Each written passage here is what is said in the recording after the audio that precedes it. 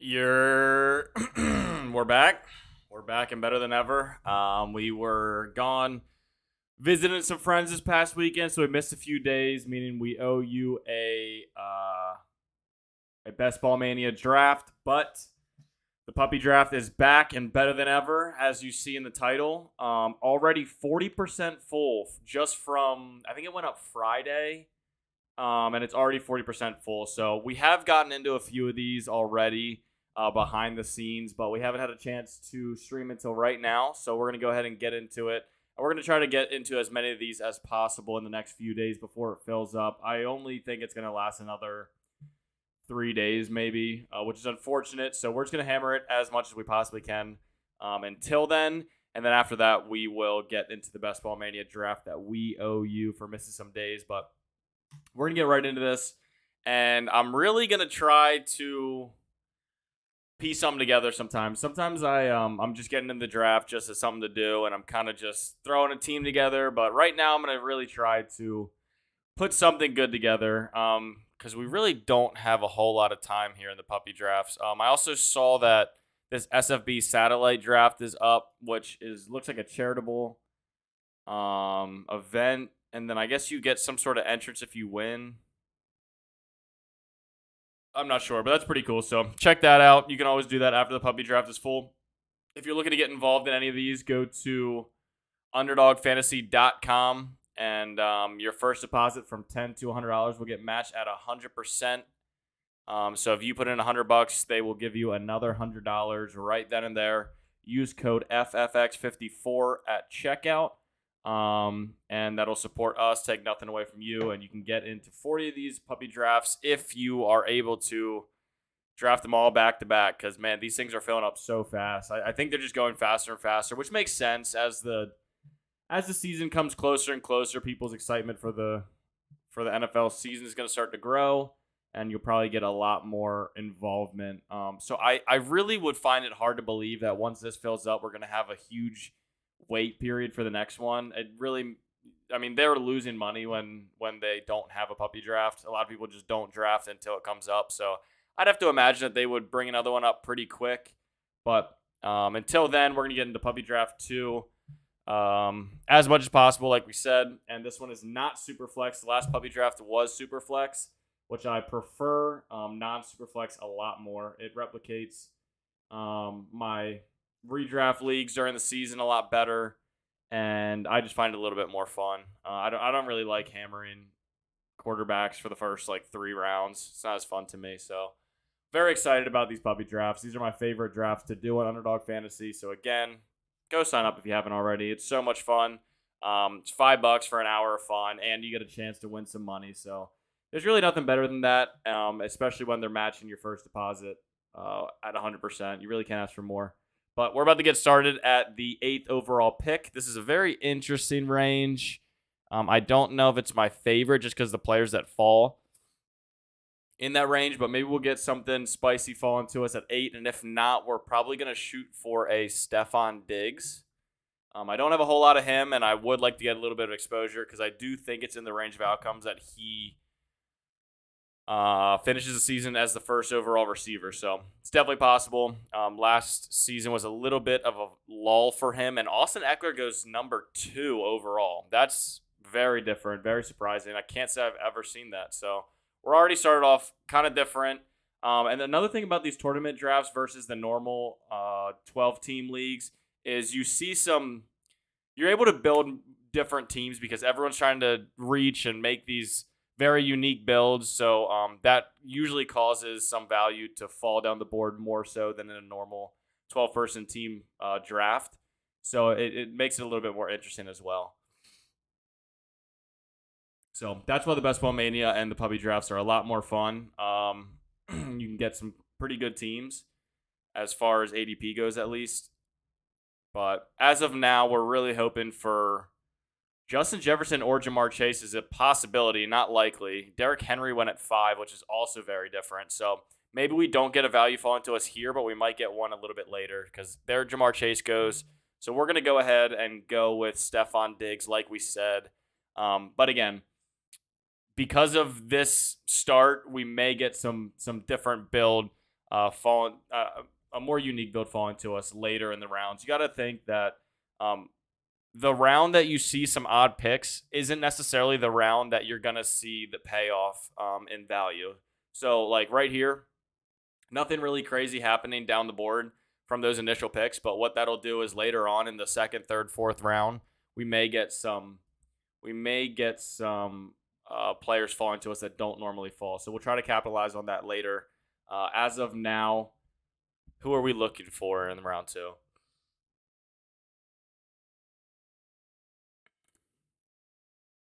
Joe Mixon goes at a normal spot.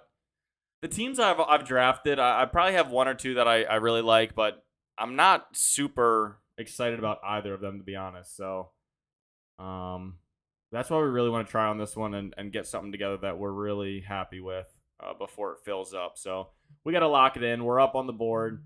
I would like to go running back, but it looks like we're having a value at wide receiver falling to us. So let's go Mike Evans here. Not expecting Gronk return, only a better reason to pick him. His ADP fell, maybe a pick, but nothing too crazy. Definitely not a very special build quite yet. But I do like locking in those two receivers because what might end up happening is if Josh Allen falls to us, we'll scoop him for the Stephon Diggs stack. If not, we'll shoot for a running back next round. But I do like having these two wide receivers because I think the advance rate on Mike Evans into the tournaments last season was like up to 30%, which is very high, meaning that 30% of the teams that had Mike Evans advanced into the tournament.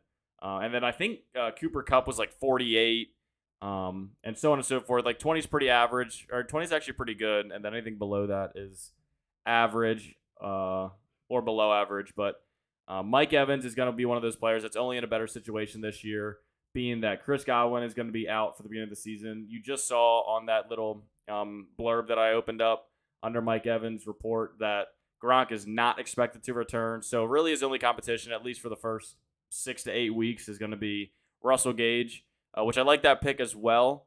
However, Mike Evans is the clear beneficiary from that situation. So I do like having him. And then Stephon Diggs and Josh Allen pairing is always going to be good. Not necessarily as a stack, but just in general, having those two players together in one of the best offenses in the league is a bet that I would like to make and to get more exposure to. So we're starting off a little different. I'm going to see how the board shakes out because if we don't get Javonte Williams, Nick Chubb, or Josh Allen, we might just go hyper fragile, zero running back build and make a build like that. You guys know that that's not something I'm necessarily comfortable with, which is why I like doing it and getting some exposure. So that's the idea.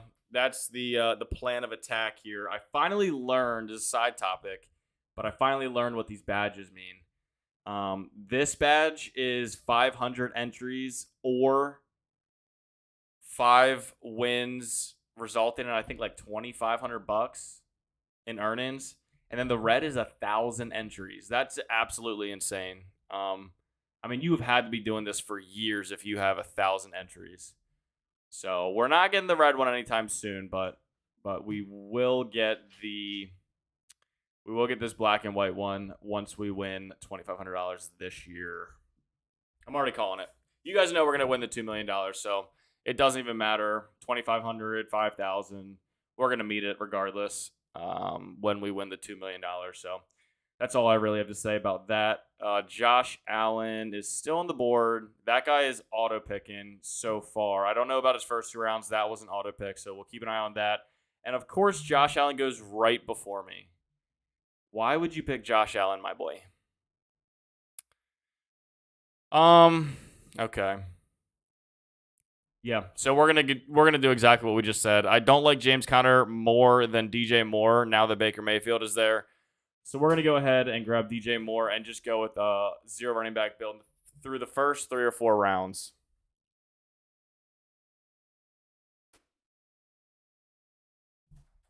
All right.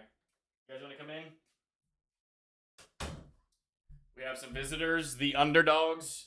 They heard it was the puppy draft today, so being that they are both puppies, They wanted to come and watch the magic happen. I don't know if you guys know this, but they are good luck charms. So that's always good for us as well. Um, so now that they're both here, this might be the $2 million draft right now. So we're gonna keep an eye on that. Terry McLaurin is someone I had my eye on. He goes, and I'm really having a hard time in this range of running backs because I will go running back here. It's just a matter of who I want. Brees Hall's the lowest, but honestly, he is the most interesting to me. Cam Akers has the highest ceiling. Zeke is the safest bet. So let's go Cam Akers here in this tournament draft. I think that Zeke is probably, like I said, probably the safest bet, the highest floor, and probably the lowest ceiling. So you probably would get 10 to 20 points from him every week, but Cam Akers has the receiving ability in a very good offense, one of the best in the league. So I like the ceiling on him, and being that we're in a tournament style draft, we're going to chase the ceiling. So that's going to be the plan moving forward, and we're really just playing this by ear. What we've also done is open up our possibilities to a Tom Brady, Tom Brady and Baker Mayfield stack with two of our top receivers. I do like chasing Baker Mayfield lately because I don't think he is up to where he belongs as far as ADP goes quite yet, because I think the Carolina Panthers came out saying that Baker Mayfield has to compete for the starting quarterback position. Total bullshit. Maybe Sam Darnold starts a couple games just because they invested so much draft capital, and they invested a lot when they grabbed Sam Darnold. So they might do it just to try to cover mask the poor decision. But you're not trading for Baker Mayfield and not starting him. So he will be the starter at some point. So I do like grabbing him before that's confirmed, because you see right here, his ADP is all the way down at 192, which he's going to be better than that. So I do like that stack, so you don't have to waste high draft capital in your second quarterback. And then Tom Brady's at 81. So let's see if that's possible where we're going to be at. We'll open the big board here. 81 is very doable. So we're going to shoot for Tom Brady and Baker Mayfield as of now. We'll see what these next few picks hold. But I would like to grab two running backs right here, Tom Brady, and then you would see Baker Mayfield go all the way down here. And I would even grab him at 185 just to secure the stack and not risk it. Because, I would be reaching, 7 picks on him, because this is where he should be going. But at the same time, like I said, I think he's more of this range. So I'm still getting a value on what I think he's worth. And if I'm waiting that long, I can't risk not getting him falling to me just because there's really no one behind him, because he's rated so low in ADP. So that's the idea. It looks like Juju Smith falls far. Or is that early? That might be early, actually. Juju Smith. Okay, that's a little bit early, yeah. We have Aaron Jones, Mike Williams. Okay. All right. So I would like to go with David Montgomery here, and J.K. Dobbins if I can. That's the plan. Patrick Mahomes is falling. I guess I could go with him and get a stack a little bit later, but I think we're going to pass on that. Or are we? We definitely should. Although I will say his Sky Moore you can get very late, and that could be a potential league winning stack. I don't know where Sky Moore goes. David Montgomery actually does go. Sky Moore's all the way down here. My God. I didn't even see him. Okay. Patrick Mahomes goes anyway, so it doesn't matter. We're going to come back up here, and we're going to take... We're actually going to take DK Metcalf, surprisingly. The reason for this is J.K. Dobbins has been falling, so I'm not expecting him to go. The reason he's falling is there's been some reports that he's healing a lot slower than they anticipated. He originally just said that he injured a ACL, but they think it's a little bit more now. So he has been falling on draft boards more and more. So we're going to go ahead and try to scoop him here if we can. If not, we'll grab Elijah Mitchell. Chris Godwin is a potential scoop, actually. We could go Chris Godwin here and just go for the Tom Brady stack. It's just if we don't get Tom Brady, this team's pretty much chalked. We'll probably still try to go J.K. Dobbins here.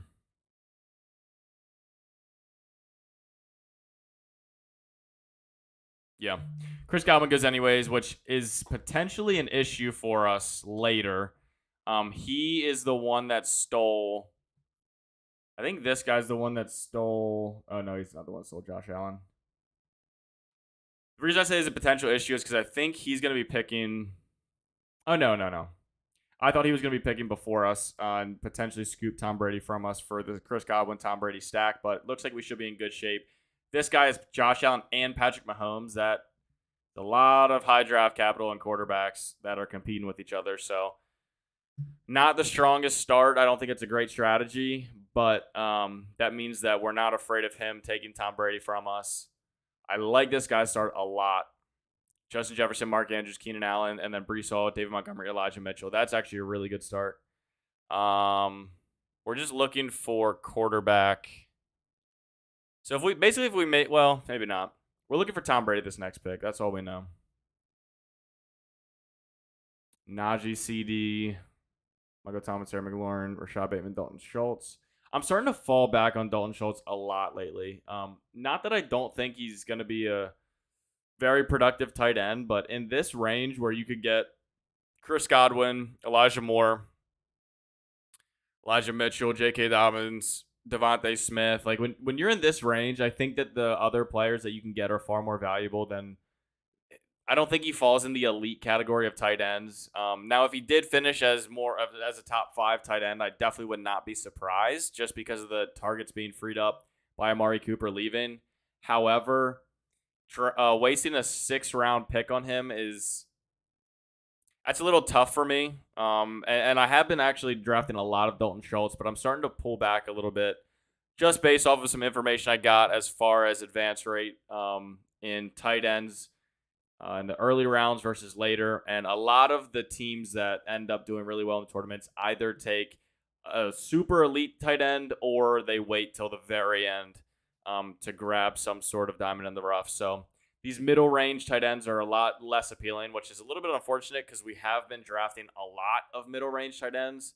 I don't know if like 10, 11, 12, 13 is middle range, but we've been drafting a lot of Irv Smith, a lot of Robert Tonyan, a lot of David Njoku. He's probably a little more later, but we're going to try to adjust that as we go and as we continue to draft and really just tweak as we go. And I think that's also good to diversify our portfolio a little bit and get some different builds that we definitely don't already have. Like this build is very unique for me, the start of this already.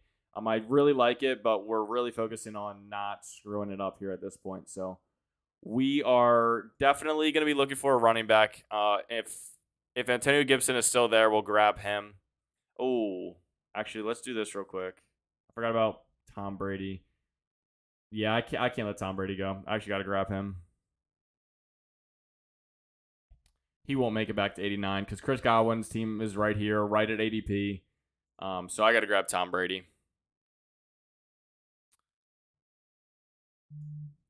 And Antonio Gibson goes anyways. Yes, Joe Burrow's available at a 10-pick value right now.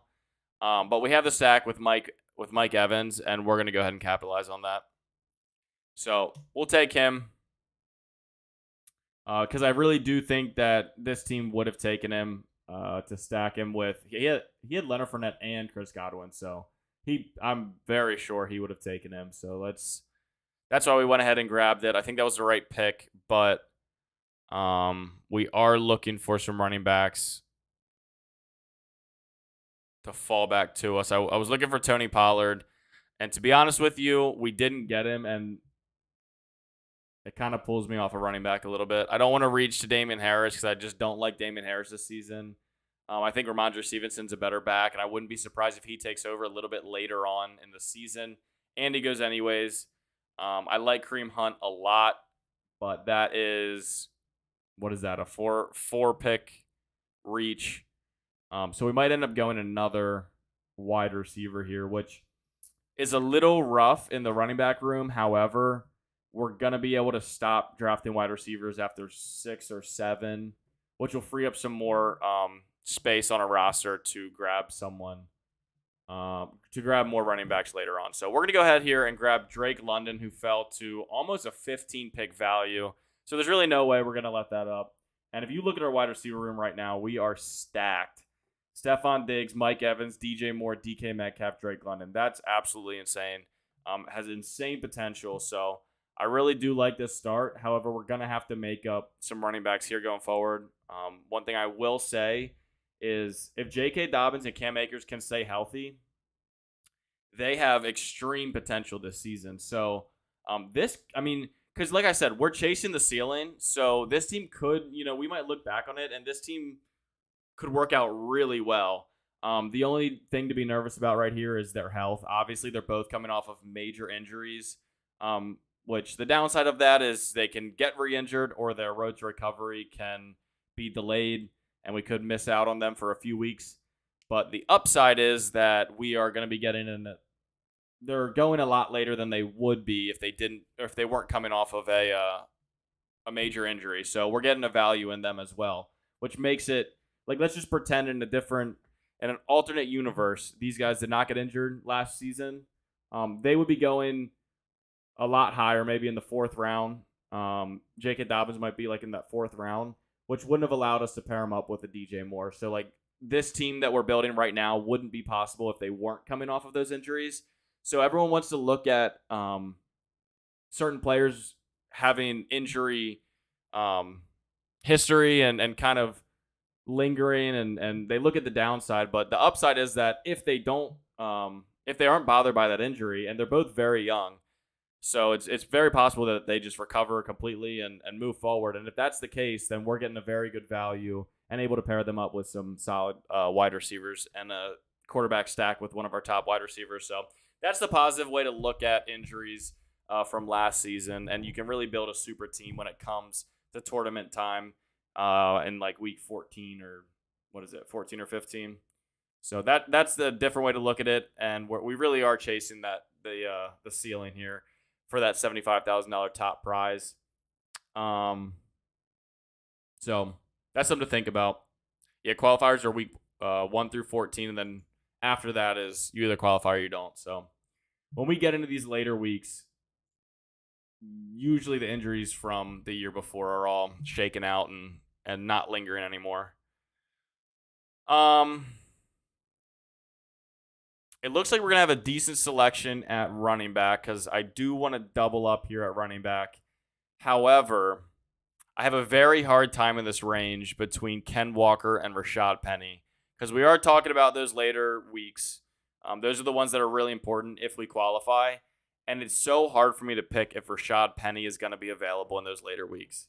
I have such a hard time making that distinction because I think he's played like 6 games in his 3-year career. So it's definitely not, you're not very confident in him making it there. However, he's an absolute stud of a running back. So it's hard to make that distinction, but we're going to have to right now. We've been betting on Ken Walker a lot, and I think we're going to continue to do that. I just have such a hard time believing in Rashad Penny. Now, what I'm considering here is still grabbing Rashad Penny if he's available. Some of the teams coming up are 3 running back, 1 running back, 2, 3, 3, 2, 1. So we might get Rashad Penny falling to us, and if that's the case, maybe we do pick him up so we get the entire Seahawks backfield. So I think we will do that if he does fall to us, and he doesn't. So we don't even have to think about that. Unfortunately, I wish we did, to be honest, because that would make me feel a lot better. I guess we are chasing the ceiling. Ken Walker did run a 4.3 on in the NFL Combine, which usually when a running back runs a 4.3 and is drafted in a higher round, he usually works out. It's just a matter of if he gets the touches, which is based on if Rashad Penny stays healthy.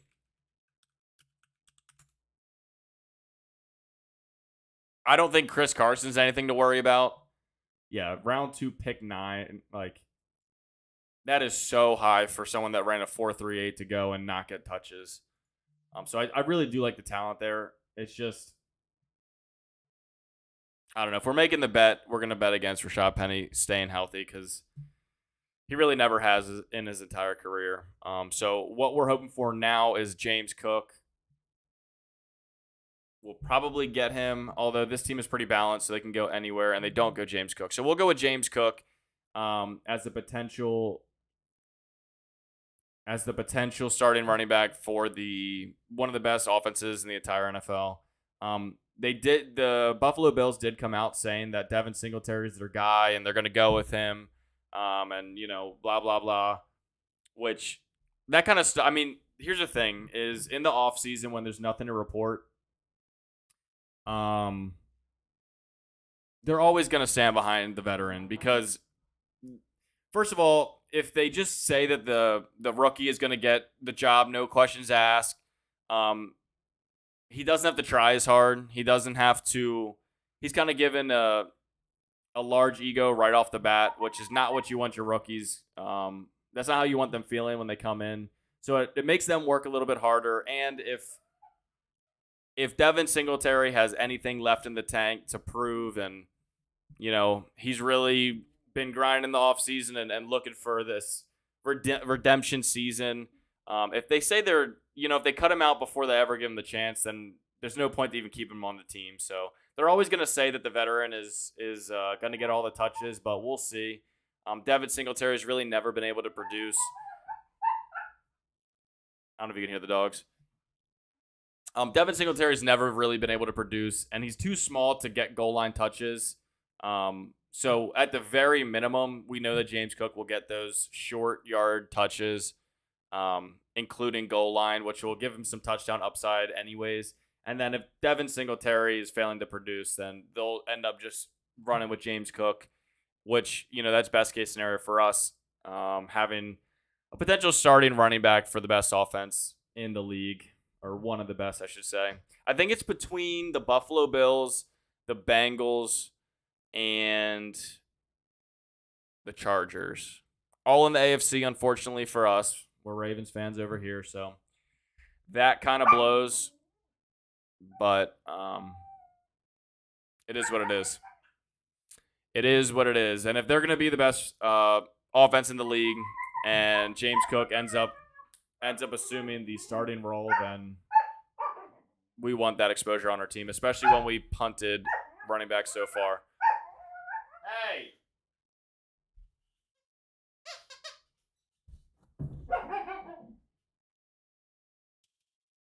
All right.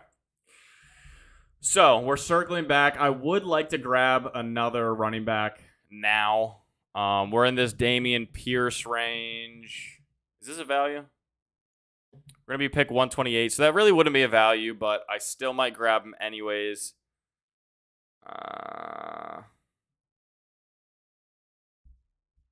Yeah, I like what we're doing here. I do like what we're doing. If Damien Pierce goes, maybe we grab Rachaad White. He doesn't. Do we grab Rachaad White anyways?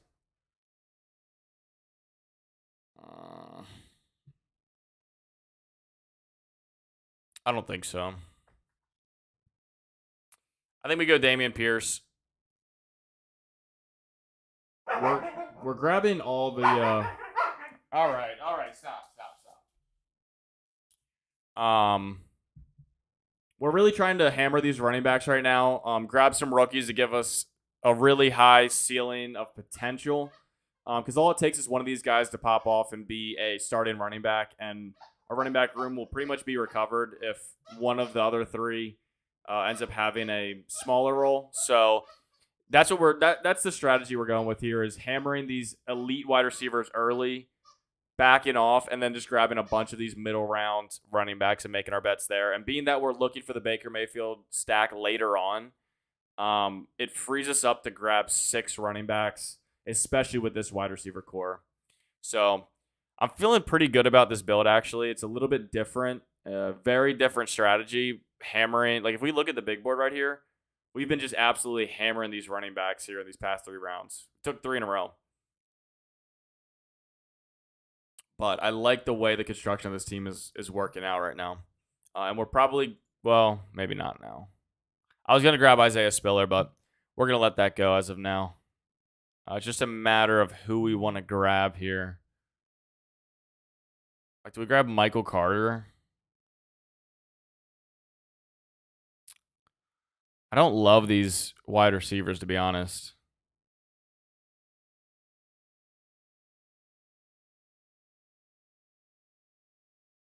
We'll give Jihad Dotson a chance. I don't know if Michael Carter's worth the reach there.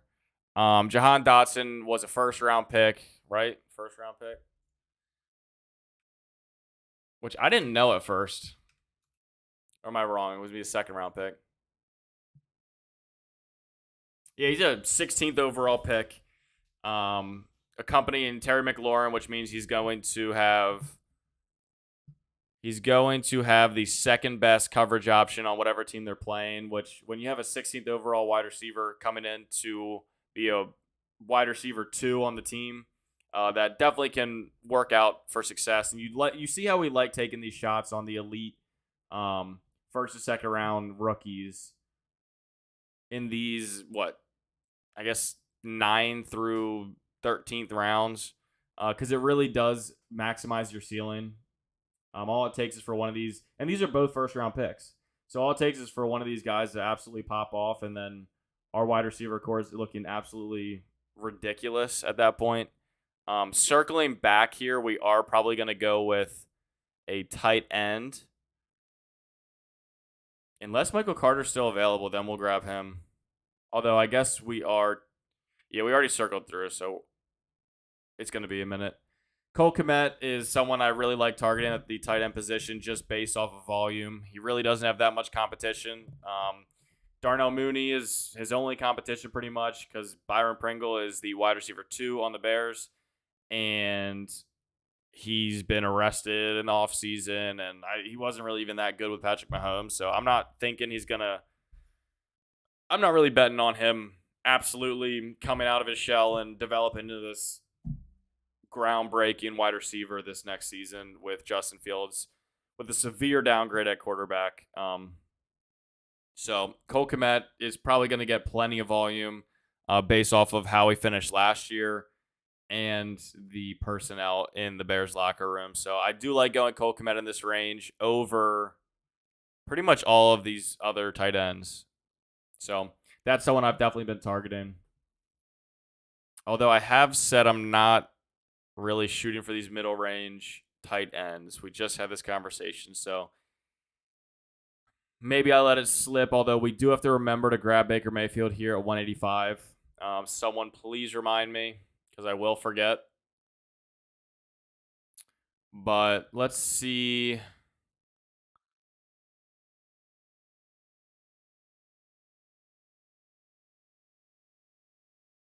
What is this? Actually, we'll look after this. Let's see what the big board's looking like. We have Hunter Henry still available, which is definitely enticing.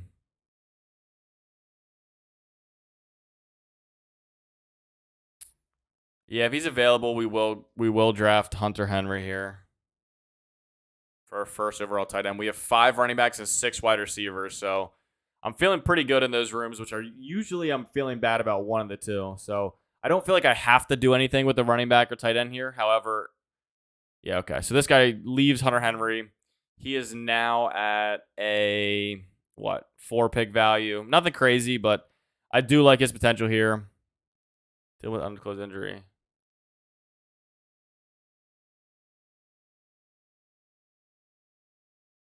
I wish you could still read it after you pick him. If anyone knows how to do that, let me know in the comments, but you can't read it after you pick him. That's kind of stupid in my opinion, but I'm sure he'll be fine, especially by the end of the year when we need him. We're definitely going to grab 3 tight ends though, so we're not banking on him completely. We'll probably shoot to grab one more running back here. Maybe we even go with Gus Edwards just to back up J.K. Dobbins just in case. And if one of them have a bigger game than the other, then we'll have both. And I think he's one of the last people worth taking at the running back position as you get down in the depth chart. So I would definitely be happy with the Gus Edwards pick. Although Tyrion Davis-Price has a higher ceiling. So I could see why you would prefer him if you want to make that argument. But just due to our roster construction, being that we already took 3 shots on rookie running backs, I might just go ahead and grab Gus Edwards for a little bit of insurance at the running back position. And then we'll be done there. Moving forward, I don't like Robbie Anderson or Jalen Tolbert. However, Robbie Anderson. Oh, is Robbie Anderson the pick? And get a double stack with DK. I mean, with DJ. He would pretty much be our last wide receiver. Tyrion Davis-Price goes. Gus Edwards goes. Okay, so since Gus Edwards goes, I'm going to go ahead and grab Robbie Anderson and shoot for that double stack in Carolina. I do like it. Basically this team boils down to the success of Baker Mayfield this year. If he comes in and he is what he was in his rookie season, then we're going to be looking very good. I think DJ Moore has been an exceptional receiver on teams with horrible quarterback play. So it's very possible that we have a good quarterback combo, especially when the rest of our team looks the way it does. It's a little bit interesting for me because a lot of times I take 2 running backs before the 10th round, and a lot of times they're not pocket passers, which for the most part Tom Brady and Baker Mayfield are pocket passers. So this is a very different build. We definitely put all of our draft capital in wide receiver and running back. And again, we've talked about this before, but being this is the first time through Underdog Fantasy and best ball drafts in general, I do like going with these different strategies just for my own analytical standpoint. At the end of the season, it's gonna be nice to have a bunch of different types of builds, a bunch of different strategies and focuses in I think this might be our 69 draft. No cap. I added it up today, and I'm pretty sure we were at 68. So I'm pretty sure this is our 69th. So again, another reason why this might be the $2 million draft as we speak. But I do like going different strategies, and by different strategies I mean running back heavy in the early rounds, wide receiver heavy in the early rounds, elite tight end builds, elite quarterback builds, and in this case, running back and wide receiver builds with low focus on quarterbacks. I think this is the right time of the season to do it, being that Baker Mayfield is going where he is, just based off of the news and the timing of the news. So I think this is a good time to try to do a build like this. But we'll just have to wait and see. Now, if one of these teams, because I'm going to let him go through, because remember, his ADP is 192, so I'm going to let him go through. And if one of these teams over here takes Baker Mayfield, this team is chalked. So we're really hoping that doesn't happen because we have the entire Carolina receiving core. This Robbie Anderson pick was based solely off of the fact that we're shooting for Baker Mayfield. So I do like the idea of this build and the diversity of our portfolio at this point. But I will say it is heavily reliant on us getting Baker Mayfield. But you have to remember, for these tournament builds, everything has to work out perfectly for you. So Velus Jones goes very early. Holy shit. Everything has to go perfect for you to win the $75,000. So, playing it safe doesn't really do you any good here. If we're in a redraft league, I'm not really taking these chances probably, but being that we have 69 teams and we're shooting for the number 1 spot overall out of, 100,000 entrants, you got to take the chances. You have to take the chances. Playing it safe will do you no good. Maybe you win your league, maybe. Probably not, but maybe. And if you win your league, you get your $5 back. Which I don't know about you. I'm not really shooting for the $5. Julio Jones goes very early too. Holy shit. Daryl Williams is at a huge value. We need one more running back. So we're going to go ahead and take Daryl Williams. In the event that something happens with James Conner, this is an absolute steal.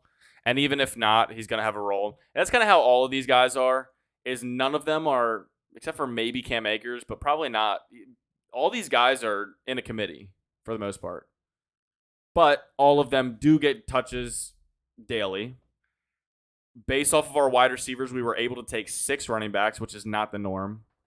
So just off of volume and ceiling that each one of these players has, I think we can piece together a very good running back core throughout the season amongst these 6 players. So we're done at running back now. We're shooting for Baker Mayfield here on the way through, and then we'll double up on we'll double up on tight ends in the next 2 rounds. But I am really hoping that Baker Mayfield makes to us. It's looking like he will, being that all of these teams have 2 quarterbacks already. This guy has Zach Wilson, too. Oh, God.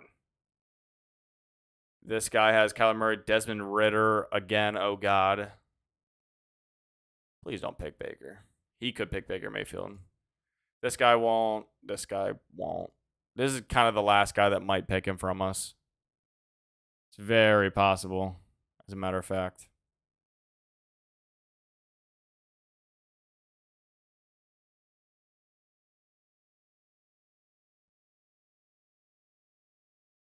Hello?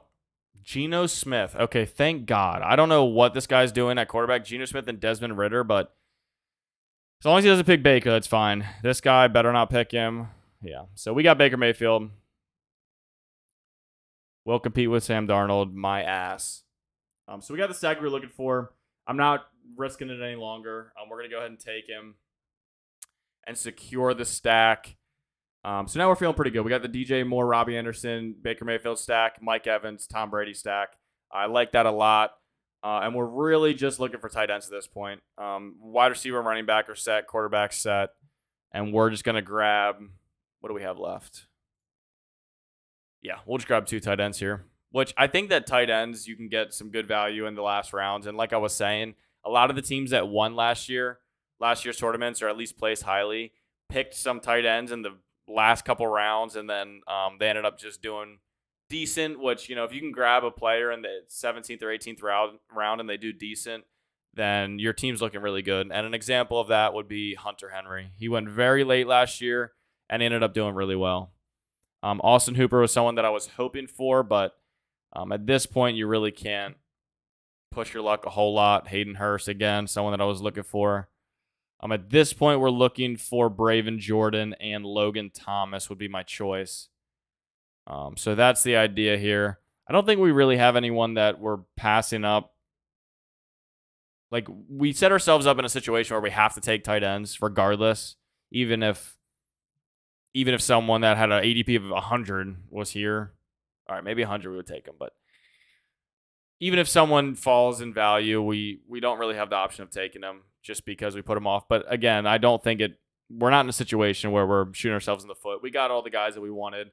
Tom Brady, Baker Mayfield, Cam Akers, J.K. Dobbins, Ken Walker, James Cook, Damien Pierce, Daryl Williams, Stephon Diggs, Mike Evans, DJ Moore, DK Metcalf, Drake London, Jihad Dotson, Robbie Anderson, and really we just need tight ends. So we're comfortable everywhere. This wide receiver core is absolutely incredible. This might be one of our best builds because we put an extreme focus on wide receiver. These 4 players on the same team is absolutely insane. And like I've said before, we're looking for 4 of our wide receiver scores to count every week because wide receivers have the highest ceiling out of all positions. And we have 3 wide receiver scores counted every week and then a flex. And we're shooting for a wide receiver to fill that flex based off of the high ceiling. So these are our top 4 receivers on our team. And then to back it up, we have Drake London and Jihad Dotson, both first-round draft picks. We're looking pretty good. And it's not even like we sacrificed running backs to make that happen, which obviously we did sacrifice running backs to make that happen. But I feel good about these running backs, especially since we have 3 rookies that are basically lottery tickets where if any of them pop off, Ken Walker obviously being the most likely, but if any of them get a starting role and get volume over the course of the year, especially in the later portion of the year, then this team is going to be looking insane. So I'm really happy with it. Our quarterback position is kind of sacrificed in this build, which we knew going in. That was kind of the idea. And I do think that these two can carry us through, especially if Baker Mayfield ends up, he's going to have a huge chip on his shoulder this year. So it's very possible that he comes back and is a percentage of what he was in his rookie year. And if that's what he is and we got him at pick 185, we're going to be looking pretty good. We will be looking pretty good. So we're going to go ahead and grab Logan Thomas. Recovery's going well. That's always good. I think Logan Thomas is a very one of the most athletic tight ends in the league, a great pass catcher. So I've been liking grabbing him in the later rounds. And he is a new quarterback, definitely an upgrade from what he had last year. And he did pretty well last year when he was healthy. So I think this is a good pick in these later rounds. And then we're going to go for Braven Jordan here as well. I think Mo Alley Cox is actually a fine tight end pick to grab in the 18th round. He is Matt Ryan, and I think he's extremely athletic as well. So I think he's a very good pick, especially if you already have Matt Ryan. Like if you did Matt Ryan, Michael Pittman, and Mo Alley Cox, that could be a really good team, a really good stack that you could grab a tight end and the quarterback in the later rounds, almost like the idea we have going with Carolina.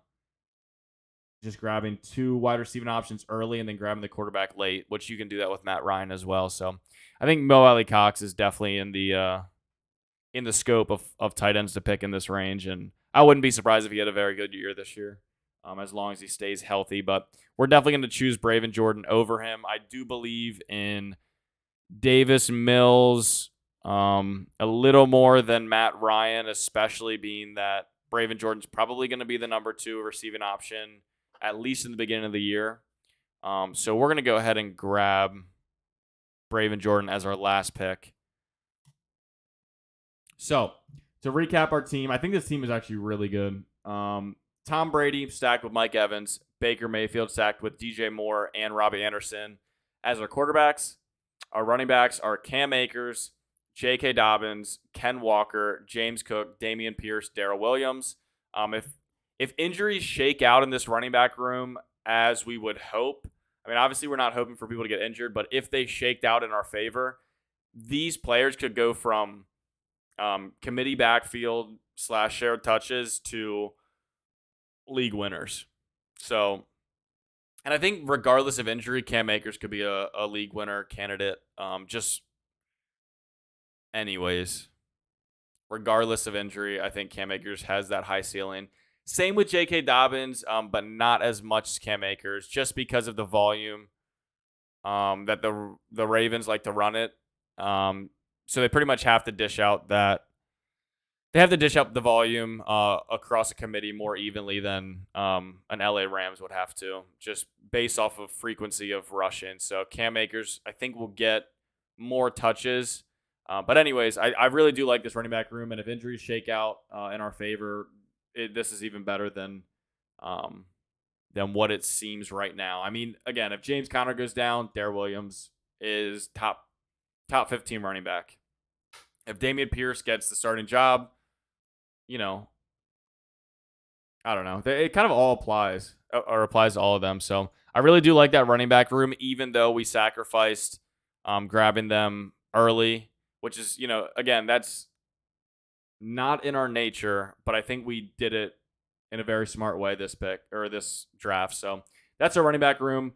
And the reason our running back room looks the way it does is because of this wide receiver room, which is absolutely stacked. Stephon Diggs, Mike Evans, DJ Moore, DK Metcalf, Drake London, Jihad Dotson, and Robbie Anderson. Top 4 players, absolute studs. And then the next 2 are first-round draft pick receivers, so they could easily produce at a very high efficiency rating this year. And then Robbie Anderson is just for that stack, and you might get a couple weeks out of him with some big 80-yard touchdowns or whatever. Just the fact that he's more of a speed guy and takes the top off the defenses. So he'll probably count on a more irregular basis, but I like having him since we did grab Baker Mayfield. And then our tight ends, we went with the late round strategy. And we grabbed 3, being Hunter Henry, Logan Thomas, and Braven Jordan, all with their question marks, but all with their upsides as well. So I think this team is very smart. I think it's a lot different than what I normally would do, which is kind of what I was hoping for here. And, I think it exposes to a different strategy while still assembling a really good team. So I'm glad to be back. I do these drafts every day for the most part. Last few days I haven't because I was on a little vacation. But we will be doing another one tomorrow. If you like the video, please like the video, subscribe, ring the bell so that you can catch us while we're live and get in here and chat and potentially draft with us. That has happened a few times, and it's always a lot of fun. If you're not signed up for Underdog Fantasy yet, go to UnderdogFantasy.com. Your first deposit from $10 to $100 will get matched at 100%. So if you put in $100, you will get another $100 in that same instant, and you can get into 40 of these puppy drafts or 8 Best Ball Manias or however you want to spend it. And when you do that, use code FFX54. Name of the channel above my head down below. It supports me, allows me to get into some more of these drafts while taking nothing from you. So I appreciate it. Please leave a comment. Tell me what I did wrong. Tell me what I did right.